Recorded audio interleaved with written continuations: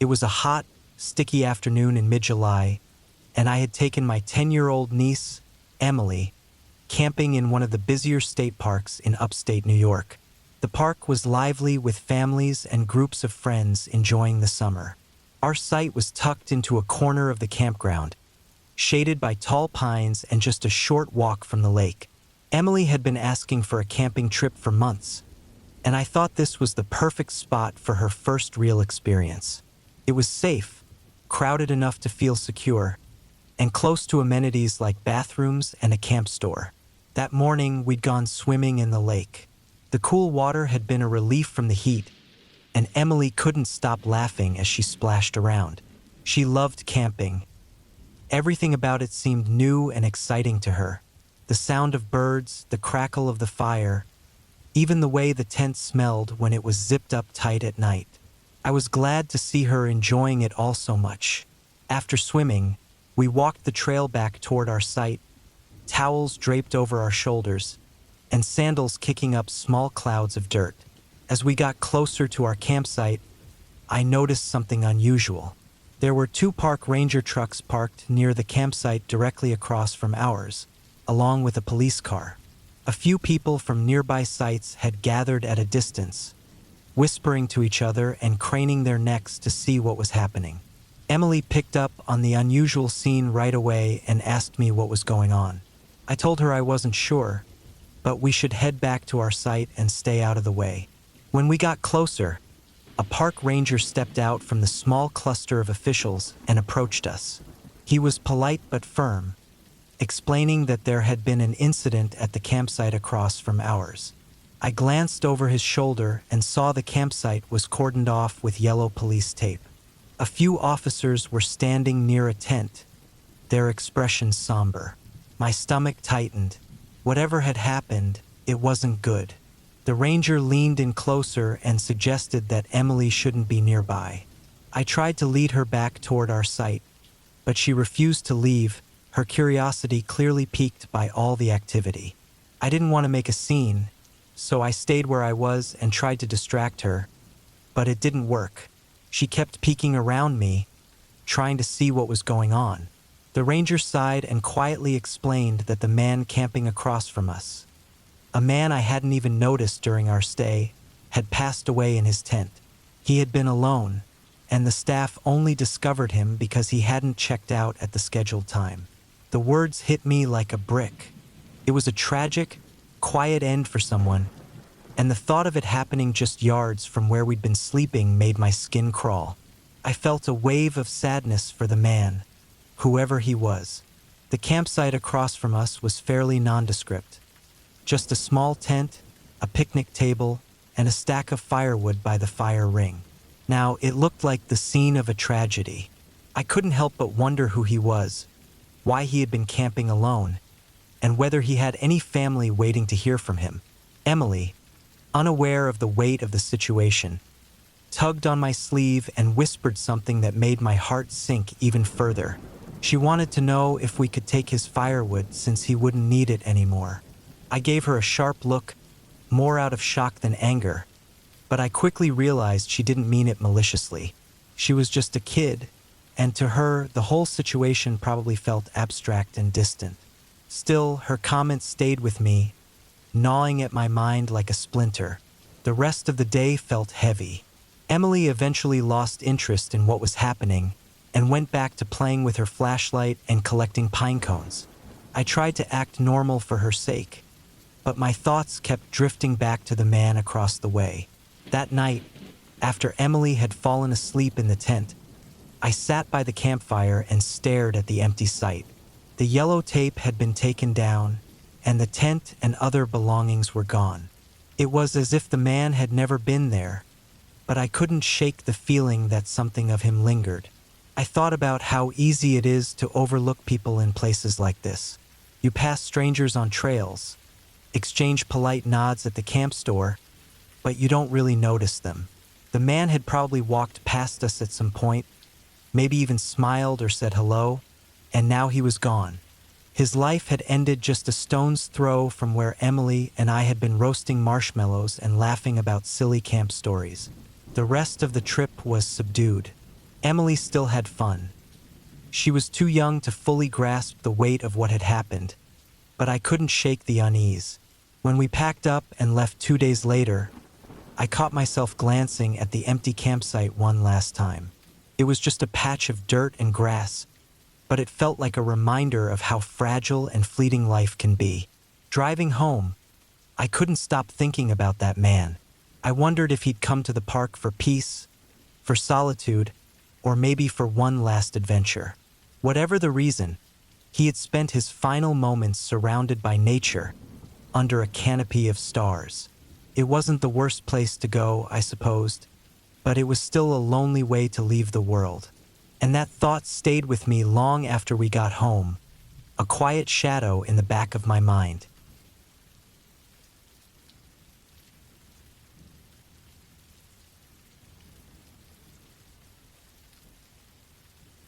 It was the summer of 1995, and I was 9 years old. My parents thought it was a great idea for me to join the local Cub Scouts. The group was organizing a backyard camping night in one of the scout leader's massive yards, which backed up to a stretch of woods. There were about 10 of us kids, all excited for what felt like a real camping experience. For most of us, this was the closest we'd been to roughing it outside of our bedrooms. That night, 3 of us shared a tent. It was me, Sam, and a kid named Jeremy who had just moved to town a few weeks prior.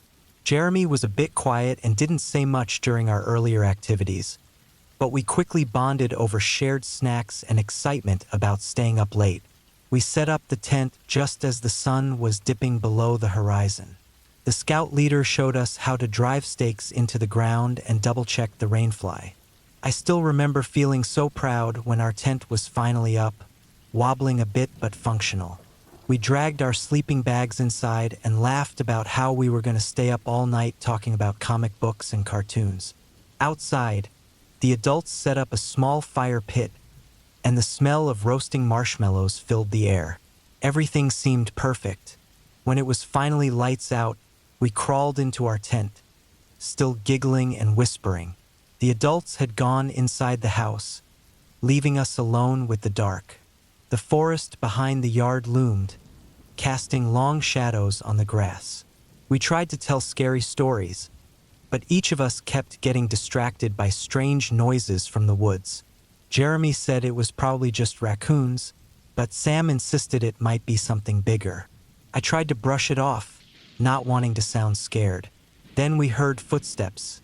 Heavy, deliberate steps in the grass just outside the tent. The 3 of us froze, our whispering immediately silenced. I strained my ears, hoping to hear the familiar laughter of one of the older kids playing a prank, but there was only silence. Sam mouthed something at me, but I couldn't make out what he was trying to say. My heart was pounding in my chest. The steps stopped directly outside our tent. The fabric shifted slightly, as if someone was brushing against it. We stayed as still as possible, barely breathing. My mind raced with possibilities. An animal? A scout leader checking on us? One of the older kids? But it felt different, heavier. Wrong.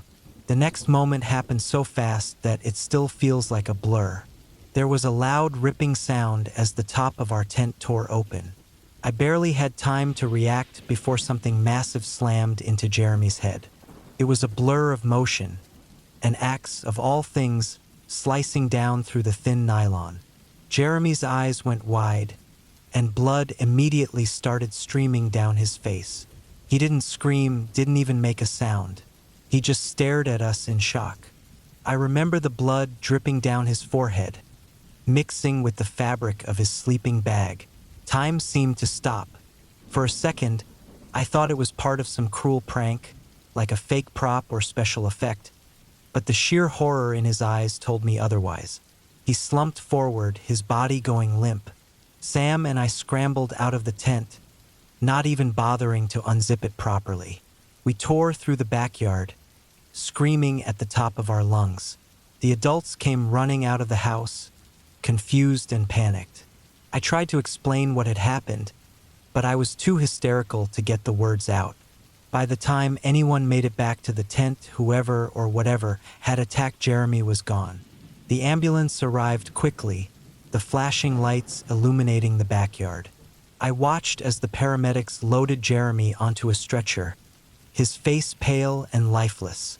They whisked him away into the night, and I never saw him again. The adults herded the rest of us inside, trying to calm us down with cookies and soft music, but it didn't help. The image of Jeremy's bloodied face was burned into my mind. The police showed up shortly after. They interviewed everyone, but no one had any answers. Some of the kids mentioned seeing older teenagers from the neighborhood hanging around earlier in the evening, possibly trying to mess with the tents. The adults suspected it was an accident, a prank gone horribly wrong, but deep down I wasn't so sure. There was something too deliberate about the way it all happened, like whoever did it knew exactly what they were doing. For years after that night, I avoided camping. Every time I thought about sleeping in a tent, my chest tightened, and I felt sick. But my older brother, who was already an Eagle Scout by then, convinced me to give it another shot. He had all these great stories about camping trips and adventures, and I didn't want to miss out. Still, my early camping experiences were much more subdued after that. I'd lie awake for hours, listening for every rustle of leaves or snap of a twig. I never felt completely safe, even with a group of friends around. The carefree excitement that my friends seemed to have was gone for me. The memory of that night and the look in Jeremy's eyes has stayed with me all these years.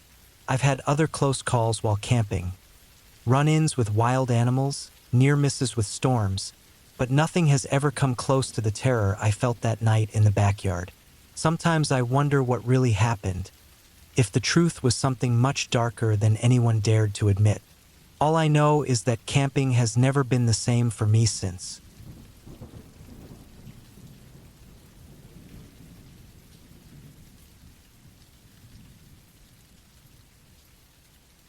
It was 2015, and I was part of a small backpacking group hiking in the rugged hills of eastern Tennessee. We had been out for 3 days, making our way along a series of trails that wove through thick woods and steep inclines. On that third day, our plan was to summit a smaller peak known locally as Bald Knob, a lesser-known counterpart to a nearby mountain that shared its name. It was an overcast day, but the weather was mild, with temperatures hovering in the 50s. Spirits were high, and we took our time enjoying the views as we made our way up. We reached the summit a little before noon. The view was incredible. Rolling hills stretched out for miles, and a low mist clung to the valleys below.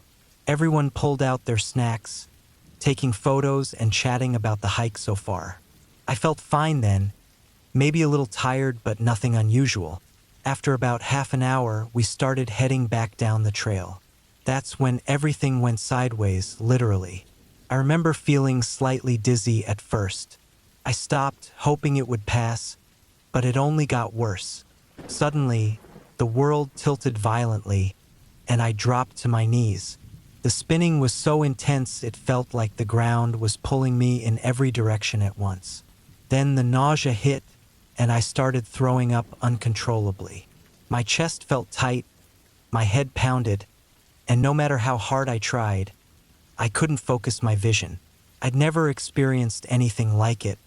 I don't know how long I sat there, but eventually, our guide knelt beside me, trying to figure out what was going on. The group gathered around, but it was clear I couldn't keep going. After a while, the guide made the call for most of the group to continue on to camp while he stayed with me to wait for help. I felt horrible, not just physically, but because I knew I was slowing everyone down. Still, I couldn't even stand, let alone hike. The guide contacted emergency services, and we settled in to wait. The hours dragged by as my condition worsened. The spinning never stopped, and every time I tried to sip water, I threw it back up. As the sun started sinking lower, the temperature began to drop quickly. I was sweating and shaking all at once, and despite the guide's efforts to keep me warm, I felt the chill sinking into my bones. By the time an EMT reached us, It was nearly dark. The EMT assessed my condition, but there was no easy way to get me out. The trails were too narrow and rough to bring in a stretcher, so the rescue team had to clear a path with chainsaws. In the meantime, they hooked me up to N4 to keep me hydrated. It helped, but the cold fluid only made me feel colder, and the night was closing in fast. Temperatures had plummeted into the 20s, and I could feel my body growing weaker. The rescue team worked tirelessly, but progress was slow. The guide and EMT stayed with me, checking my vitals and doing everything they could to keep me stable. At one point, they debated whether to call in a helicopter. I remember hearing them discuss it, but I was so out of it I could barely process what was happening. All I could think about was how cold I was and how much I wanted the spinning to stop. It wasn't until around 9 p.m. that the rescue crew finally reached us. They loaded me onto a stretcher and began the painstaking process of carrying me down the newly cut trail. Every bump and jolt made my head spin even more, but I was too exhausted to care. After what felt like an eternity, we reached a spot where they could transfer me to an ATV. The ride down was rough, but it was faster, and before long, we reached the ambulance waiting at the trailhead. The hospital was about an hour away, and by the time we arrived, it was well past midnight. They ran a series of tests, blood work, a CT scan, even a test to check for a heart attack. Everything came back normal. It was frustrating and surreal to feel so awful yet have no clear answers. Around 3 a.m., they discharged me, even though I could barely stand. They offered to call a cab, but I had no idea where I'd go. The hospital was in the middle of nowhere, and I felt completely abandoned. I sat in the waiting area, unsure of what to do, until a nurse took pity on me. She led me to an empty room and brought me water and crackers, insisting I rest until morning. I can still remember how grateful I felt as she handed me a blanket. It wasn't much, but it was enough to get me through the night. The next morning, my backpacking group came back for me. They'd packed up camp early and driven straight to the hospital as soon as they could. Seeing their faces was a relief I can't put into words. I was still weak, but I knew I was lucky. Between the guide, the EMT, the rescue team, and that kind nurse, so many people had worked together to keep me safe.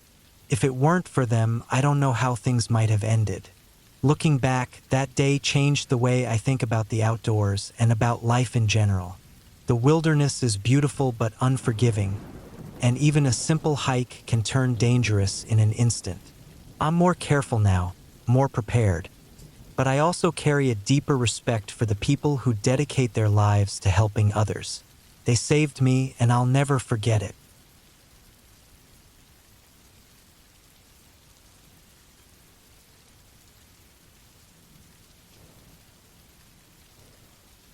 The rain started just as we finished setting up the tent.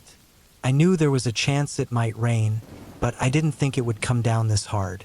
The sound of the drops hitting the tarp above was so loud, it drowned out everything else.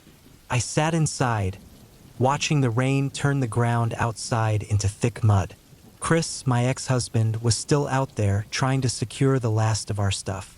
He always had this need to make sure things were perfect, even now. We had decided to go camping as a way to work things out after the divorce, maybe try to be friends again. It felt strange being here with him, but I thought being away from everything might help. I didn't expect the weather to make it even harder. The rain didn't let up. It got colder, and I could feel the damp creeping through the tent floor. I curled up in my sleeping bag, trying to get warm. Chris finally came in, completely soaked. He didn't say anything, just sat down and zipped up his jacket tighter. The night dragged on. The rain kept pounding, and the wind picked up, making the tent shake. I kept glancing at the tent poles, hoping they wouldn't come loose in the muddy ground. At some point around midnight, the sound of the rain changed. It wasn't just the steady patter anymore. It sounded like something moving outside. I froze. Every muscle in my body tensed. Chris looked up too. We didn't need to say anything to know this wasn't normal. I held my breath, straining to hear. It sounded like footsteps, but heavier than an animal. Slow, deliberate, circling the tent. I reached for the flashlight, but Chris shook his head, silently telling me not to. We stayed as still as we could, barely even breathing. The sound kept going, moving around us, stopping every now and then like whoever or whatever was out there was listening too. Then, just as suddenly, the footsteps stopped. The silence was worse than the sound. I kept staring at the thin walls of the tent, half expecting something to push through. Time felt like it had stopped. Then, out of nowhere, the sound started again. This time, it was farther away, heading toward the trees. It faded until all we could hear was the rain. Neither of us slept. We stayed awake, listening, waiting for the sound to come back. When the rain finally stopped, the sky was starting to lighten. We unzipped the tent and stepped out into the mess. The campsite was soaked, our gear scattered around. But what made my stomach drop were the tracks. They were boot prints, big, deep, and too precise to be random. They circled the tent, weaving around it like whoever made them had been watching us for hours. Some led toward the woods, but there were none coming back out. We didn't talk. We just packed up as fast as we could, shoving our muddy gear into bags. I kept looking toward the trees, expecting to see someone standing there. By the time we got to the car, my hands were shaking so badly, I could barely get the keys out. As we drove away, I couldn't stop thinking about those tracks. Someone had been there, walking around our tent, watching us. But the thought that chilled me the most was this. They had been there long enough to leave without us ever knowing. And if they could do that once, they could do it again.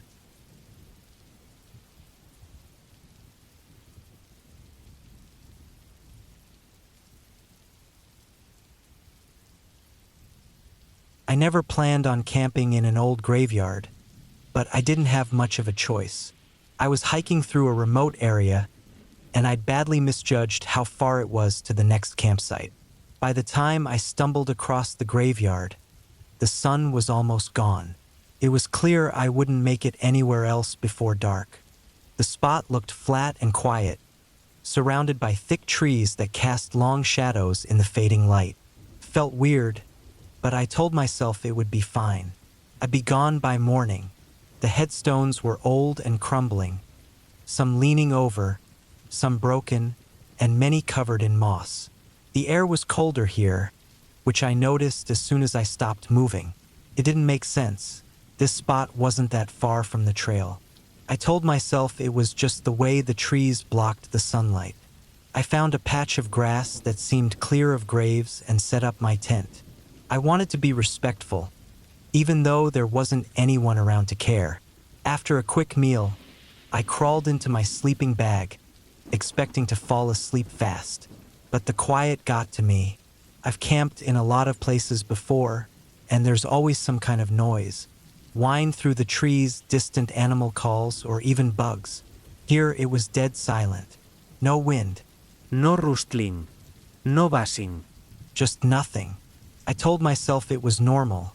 Maybe the thick trees around the graveyard blocked the sounds. But it felt wrong. At some point in the night, I woke up suddenly. My heart was racing, but I didn't know why. Everything was pitch black, but I could see faint moonlight glowing through the fabric of my tent. I lay there, trying to figure out what had woken me, when I heard it. A soft crunch, like footsteps on dry leaves. It was faint but clear, and it was close. My breath caught, and I stayed completely still, listening. The sound came again, this time closer. My mind raced. Couldn't be an animal.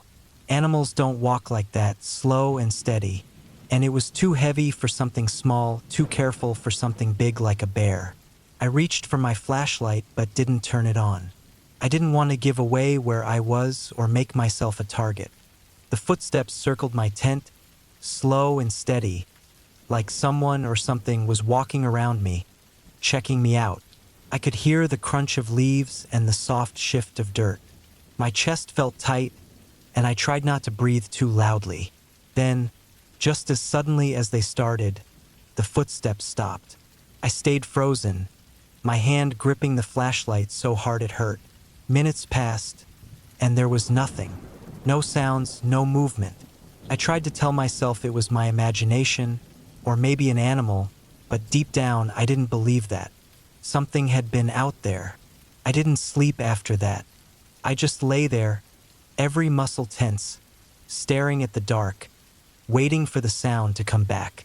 Didn't. The hours dragged on until finally, the sky began to lighten. As soon as I could see the faintest bit of daylight, I packed up my tent as fast as I could. I didn't even eat or drink anything. I just wanted to leave. As I walked back to the trail, I glanced back at the graveyard one last time. That's when I saw it. Right where my tent had been, the ground was disturbed. The grass was scraped away, and the dirt underneath looked like it had been clawed at or dug. My stomach dropped, and I just stared at it. It wasn't a big hole, but it was exactly where I had slept. I should have kept walking, but I couldn't stop staring at the disturbed ground. That's when I noticed something sticking out of the dirt. A pale, thin object, barely visible in the early light. It looked like a bone. I didn't wait to find out for sure. I turned and walked away as fast as I could without breaking into a run. My heart was pounding, and I kept glancing over my shoulder, half expecting to see someone, or something, following me. I don't know what was out there that night, but I'm sure it wasn't an animal. Whatever it was, it didn't just walk around my tent. It left a mark like it wanted me to know it had been there. And the worst part, I'll never know if it was still watching me as I left.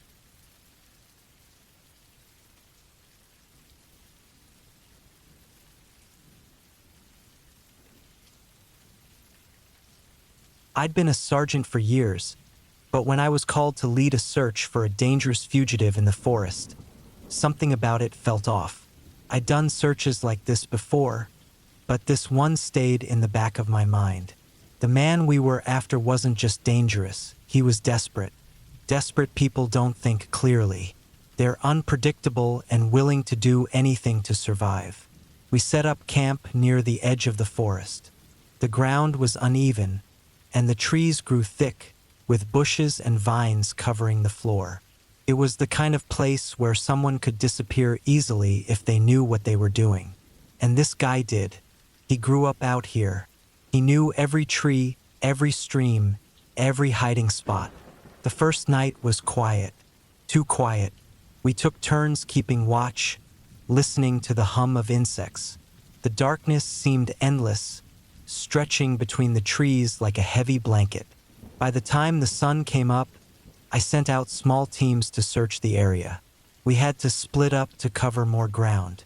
The plan was simple: push him out of hiding. I stayed behind at the camp to keep track of everyone's progress. Hours passed. The radios crackled here and there with updates. Footprints found, a snapped branch, some disturbed leaves. But it was all small stuff. The forest played tricks. Tracks could just as easily belong to a deer or a fox. And the deeper you went, the more the shadows started to look like shapes moving in the trees. By the second day, I couldn't shake the uneasy feeling in my stomach. One team reported finding an old campsite. The fire pit was still warm. Whoever had been there had left recently. They marked the spot and kept moving, but I had to see it for myself. I took one other officer and headed to the site. When we got there, I felt it right away. It was hidden well, like whoever set it up wanted to stay invisible.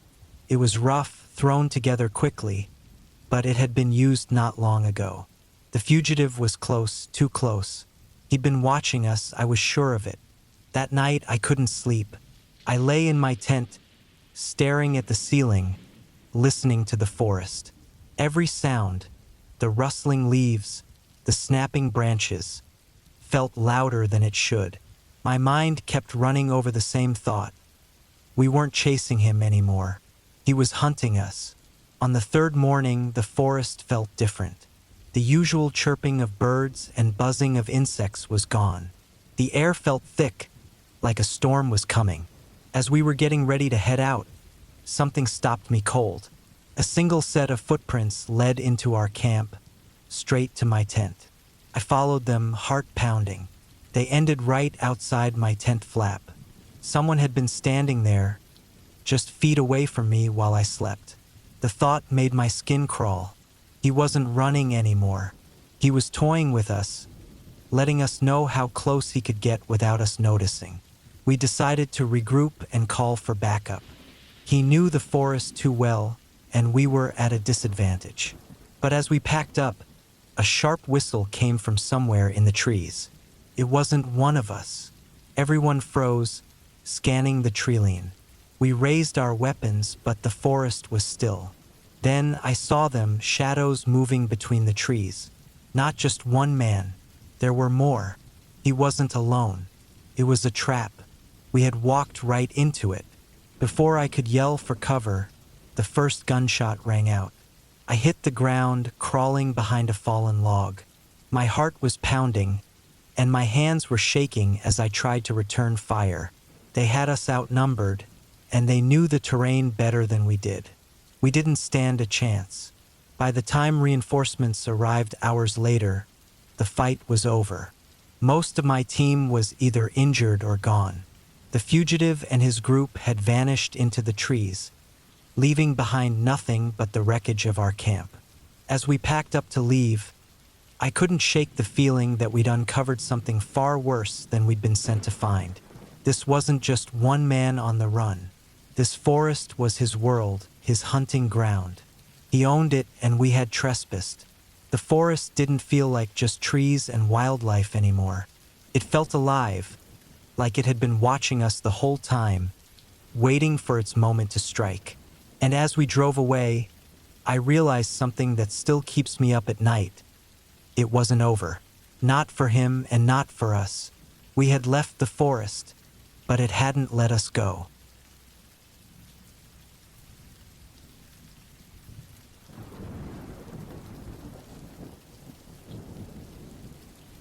It was meant to be a calm and easy weekend. My business partner, Lisa, her husband, Mark, and I decided to go camping far from everything. No work, no distractions. We found a spot in the woods near a small creek, surrounded by tall trees and thick bushes. It felt quiet and peaceful as we set up our tents and made a fire to keep warm. The first night was nothing out of the ordinary. We heard the usual forest noises, the chirping of crickets, the soft rustling of leaves, maybe even an owl far off in the distance.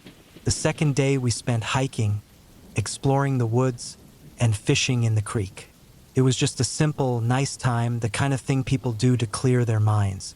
By the time we got back to camp, the sun was low, casting the sky in shades of orange and pink. Everything felt just right. That night, as we sat around the fire, something started to feel different. The woods seemed darker and quieter than before. It wasn't the normal silence you expect in the woods. It was the kind of quiet that makes you pay attention to every little sound. Mark had made a joke earlier about how isolated we were, but now that isolation didn't feel so funny. It felt unsettling. Still, we tried to ignore it, telling ourselves it was just the woods being the woods. I don't know exactly when it happened, but sometime in the middle of the night, I woke up. At first, I wasn't sure why. The air felt colder, and the fire had burned down to nothing but faint embers. Then I heard it, the soft, slow crunch of leaves, like someone walking carefully through the forest. But it wasn't the random sound of an animal. It was deliberate, like someone was pacing back and forth, trying not to be heard. I stayed completely still, holding my breath. I heard it again, closer this time. My heart started racing. I turned my head slowly, looking over at Lisa and Mark's tent. They were sound asleep, totally unaware. I reached for my flashlight, hesitated for a second, then switched it on. The beam of light cut through the dark and landed on nothing but trees and bushes. The footsteps stopped. I stayed frozen for what felt like forever, listening to my own breathing and my heart pounding in my ears. Nothing else happened. No more sounds. I convinced myself it was just an animal, maybe a deer or something else, and I slowly let myself drift back to sleep. In the morning, Lisa and Mark noticed I seemed a little off, but I didn't want to freak them out. I didn't mention the noise from the night before. We spent the day walking on a nearby trail, trying to shake off the uneasy feeling. I told myself it was just nerves, that I wasn't used to the woods. I told myself everything was fine. That night, though, everything changed. It was around 2 a.m. when I woke up again. This time, I knew exactly why. There was movement outside the tent. It wasn't the usual sounds of animals. It was louder, heavier, like someone was dragging something across the ground. I sat up in my sleeping bag, holding the flashlight tightly, but too scared to turn it on. The dragging noise moved slowly, going in circles around our camp. It stopped, then started again, always staying just outside the light. After a few minutes, it stopped right next to Lisa and Mark's tent. My pulse was racing, pounding in my chest. I could hear it in my ears. I felt like I couldn't breathe. I forced myself to peek out through the small gap in the zipper of my tent. In the weak moonlight, I saw him, a man standing right next to their tent, barely moving. His clothes were old and torn, covered in dirt. He was holding something long, a pipe or maybe a stick, couldn't tell. He just stood there, staring at the tent, like he was waiting for something or deciding something. I didn't know what to do. I couldn't even reach for my phone. I knew there was no signal out here, and even if there was, I couldn't think straight. All I could do was watch him. My body was frozen. The man stayed still for a long time, not moving a muscle. Then, slowly, he started dragging whatever he was holding behind him.